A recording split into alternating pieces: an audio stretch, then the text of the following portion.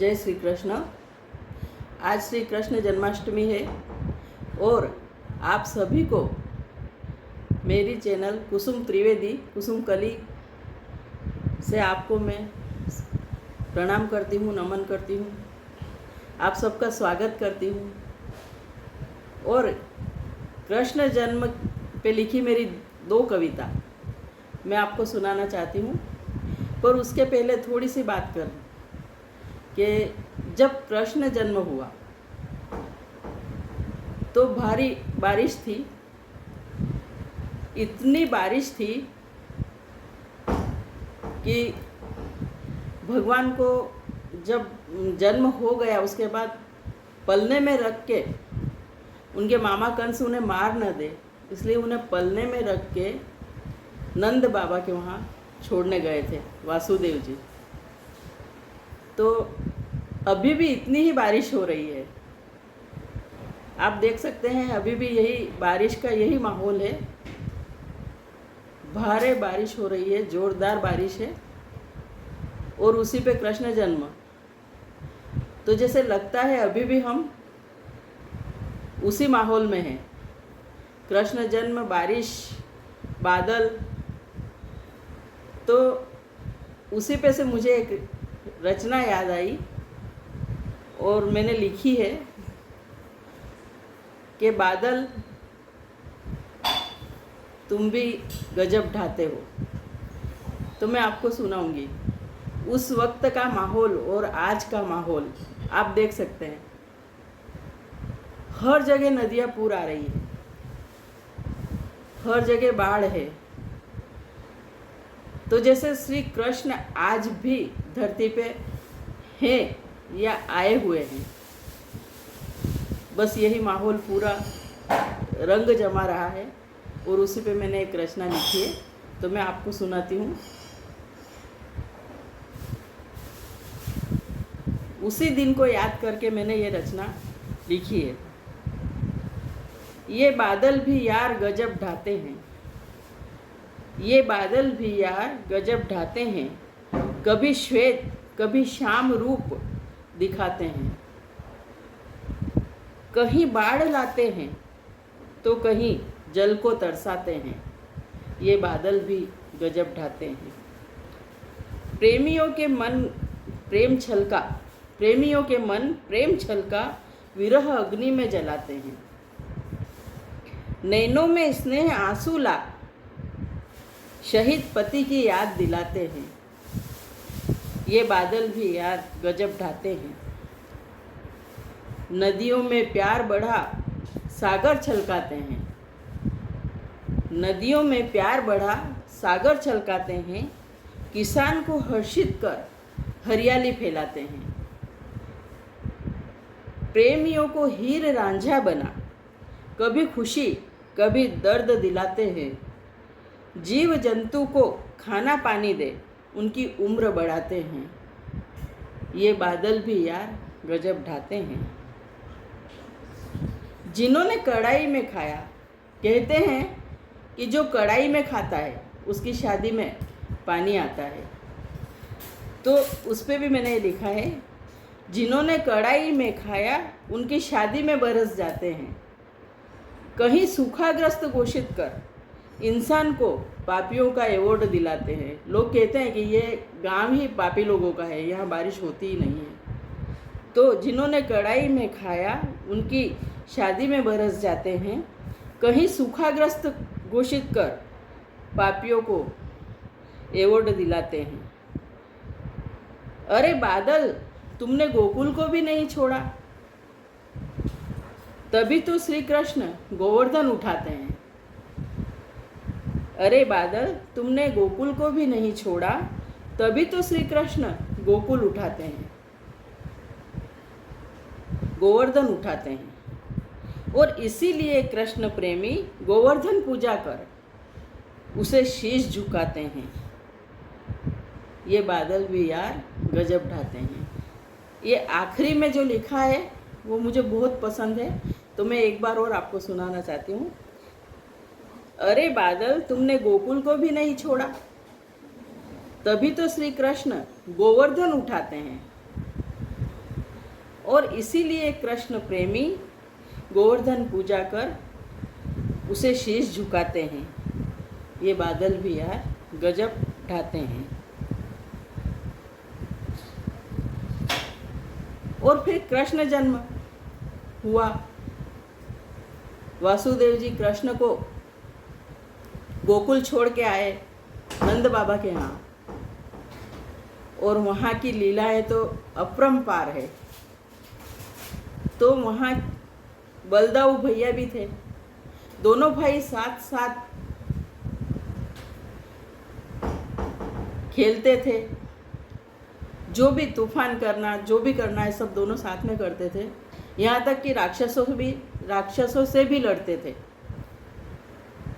तो दोनों भाइयों के प्रेम पे मैंने एक रचना लिखी है। श्री कृष्ण तो बंसी बजाते थे, पर बलदाऊ हल चलाते थे। इसका मतलब यही लगता है कि बलदाऊ भैया हर काम में आगे थे, सब काम करते थे, और श्रेय सब श्री कृष्ण भगवान को देते थे। कृष्ण भगवान बंसी बजाकर बलदाऊ भैया से काम करवाते थे, और दोनों भाई बहुत ही प्रेम से साथ साथ खेलते थे। तो इन दो भाई पे भी मैंने एक रचना लिखी है, मैं आपको सुनाऊंगी।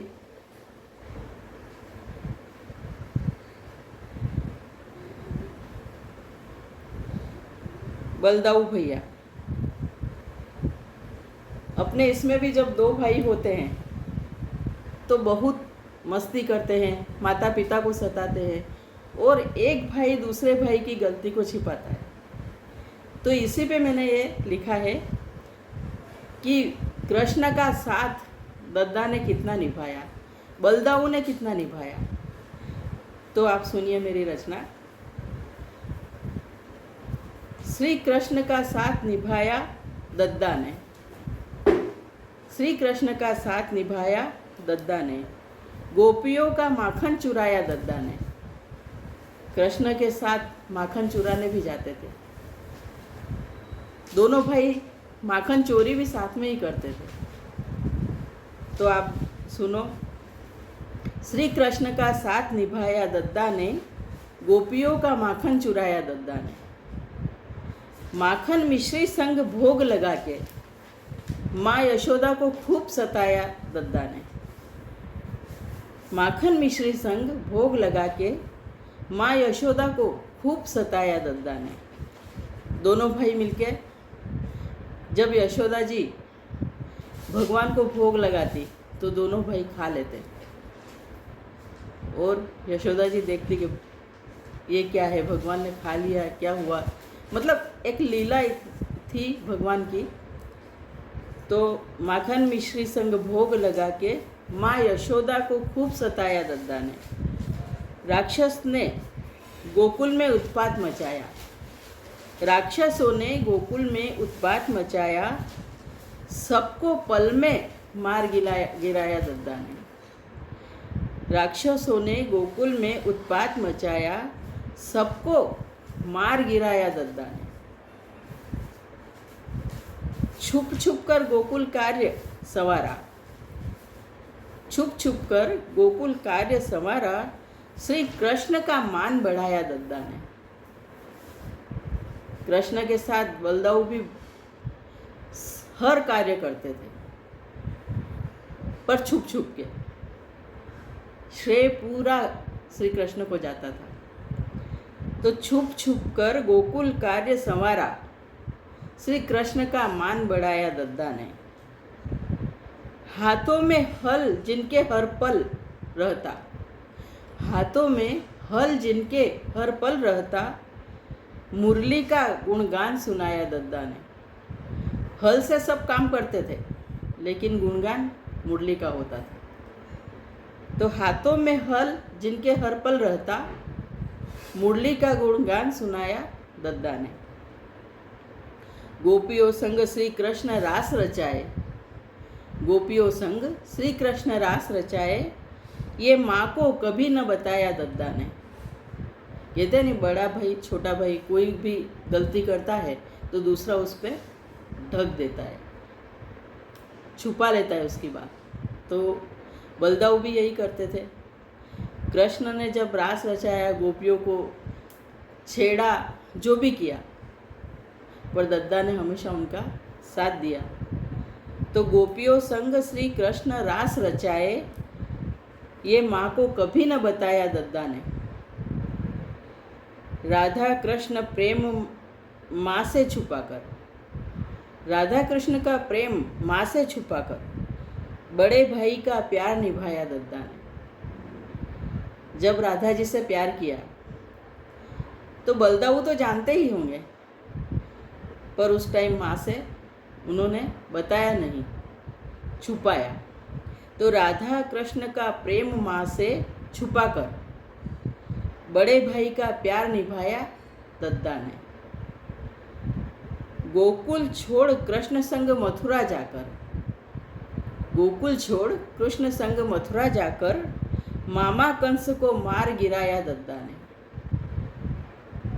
इसमें भी बलदाऊ साथ में ही थे, पर कहने को क्या होता है कि कृष्ण ने मामा कंस को मारा। कोई ये नहीं कहेगा कि दाऊ ने या बलदाऊ ने कंस को मारा। तो हर जगह बलदाऊ का साथ कृष्ण को रहा। दो में से कोई भी कम नहीं था, दोनों एक समान। पर कृष्ण को पूरा पूरा श्रेय मिला। तो गोकुल छोड़ कृष्ण संग मथुरा जाकर, गोकुल छोड़ कृष्ण संग मथुरा जाकर मामा कंस को मार गिराया दद्दा ने। माता पिता को सलाखों से छुड़ाकर, माता पिता को सलाखों से छुड़ाकर मथुरा को जुल्मों से बचाया दद्दा ने। माता पिता को सलाखों से छुड़ाकर मथुरा को जुल्मों से बचाया दद्दा ने। तो ये है बलदाऊ और श्री कृष्ण की प्रेम कहानी। हमेशा जहाँ भी जाते थे साथ में रहते थे, चाहे गोपियों के मटकी फोड़नी हो तो भी साथ में, उनके वस्त्र चुराना है तो भी साथ में, कदम के पेड़ पर चढ़ना है तो भी साथ में। हमेशा बलदाऊ, और कहते हैं कि बलदाऊ देवकी जी की 7वीं संतान थी, जिन्हें गर्भ में ही रोहिणी के गर्भ में रखा गया था। तो दोनों भाई वैसे तो एक ही माँ से थे, एक ही पिता थे, पर उनको बचाने के लिए शास्त्र में कहा गया है कि उन्हें रोहिणी के गर्भ में स्थापित किया गया था। दोनों भाई का प्यार देखकर सब पूरे गोकुल गांव हर्षित हो जाता था, खुश हो जाता था। तो आज कृष्ण जन्माष्टमी पे मुझे भी ये लगा कि गोकुल, जैसे यहाँ बैठे ही मैं गोकुल देख रही हूँ, वैसे हम मथुरा गोकुल सब दूर जाके आए हैं। गोकुल की कुंज गली में नंद बाबा का घर, महल, सबके दर्शन भी किए हैं, बहुत अच्छा लगा। तो आज कृष्ण और बलदाऊ और बादल और बारिश, इन सब की याद अपने आप ही आ जाती है, याद करने की ज़रूरत ही नहीं है। तो इन सबको याद करके मैंने जो भी लिखा आप सबके सामने प्रस्तुत किया है। यदि आपको अच्छा लगे तो लाइक, कमेंट करें, शेयर करें और स्नेह दें। जय श्री कृष्ण।